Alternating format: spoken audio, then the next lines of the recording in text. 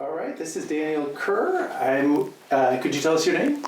My name is Courtney Farrar. And we are at the David Bethuel Jameson Studio House in Walbridge, and it's December 1st, 2023. And could you tell us what brings you here tonight? Well, my best friend has an exhibit here tonight and is on the panel. I should probably put that down. And I was the person who found the interest in the stones that are of question tonight.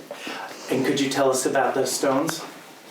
So we started I wanted to get kind of more healthy, so we started taking walks after work. When T would come home, I didn't have a job at the time. I had just moved to DC, and I went, hey, how about when you get off, you're kind of riled up when you get off. How about we start just taking some walks around? It's nice around here. It's trees and stuff. These are really pretty houses. I want to see more because I like architecture. So I wanted to see the houses and how they were different and what modifications were made to them. So that's how we originally came to them. I wanted to take a walk. Could you describe the stones for us? My family is from more of a rural part of Virginia, so we always had this, reverence for the dead. It was always, you honor them, you make sure that their name is known. Why did they put these stones down here? You only put stones out if somebody, you really, really love that person, or there's a reason. There's always a reason for headstones, for markings, for even street signs. Street signs always mean something. So it was just I just get like that. So you can tell you all the time. I get an idea and I stick with it. Right now I'm on coins like quarters and dimes and stuff. But I get an inkling and that I can feel it. That this might be something, So that's how we ended up at the Stones. And tell us what your thoughts were when you saw them. And so initially I went, who put a headstone out here for their dog? Because you could tell that it wasn't a big enough plot for a person to be buried there. I've been to a lot of funerals from a little bitty child, and I know, that's not big enough for a person to be there. This must be for a pet or a hamster or something. I'm thinking crazy things. So that's what I originally thought, and it was just we search stuff. We like to know why, what is what. Because the whys of the what are a lot more important than the what most of the time. So just finding the why was what I was trying to do after that walk. Wow. And tell me, what's the impact that it had once you started learning about the story? So I think the impact was already there. My family has already, like I said, they've always been big on what is the history. Why is this happening? How can we fix it? And even if we didn't know if there was a problem, but if there was a problem, somebody put it here. We don't know who it is. By the way, I'm looking for you too. I want you to tell us, why did you put it there? But the whys, like I said, the whys are way more important than the whats. So that's it. That's literally it.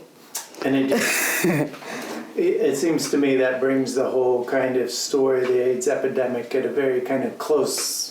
Right, yeah, and we saw that it was 90s once we figured out that, once T figured out, because I was like, this is your story. But once T figured out that they were all in the 90s and they may have been in the LGBTQ community, they definitely honed in on that, and that's what we went with. That's tremendous, yeah. Wow. And could you tell me more about, about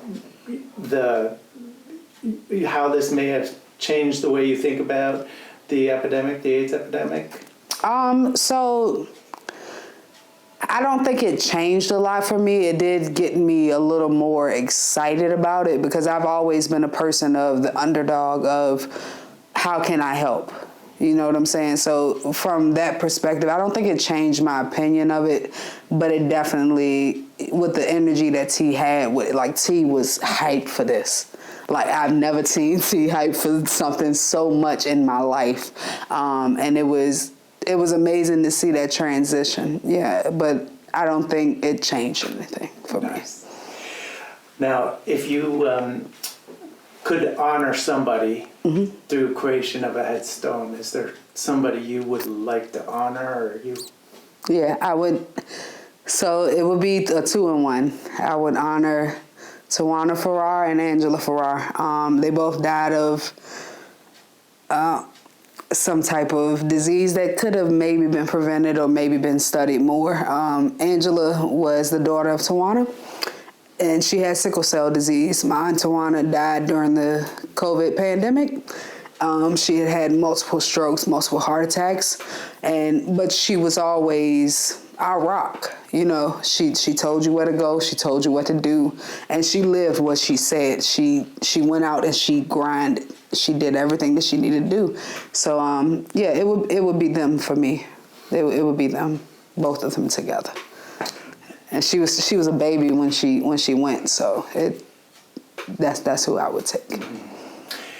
Is there anything you'd like to leave us with?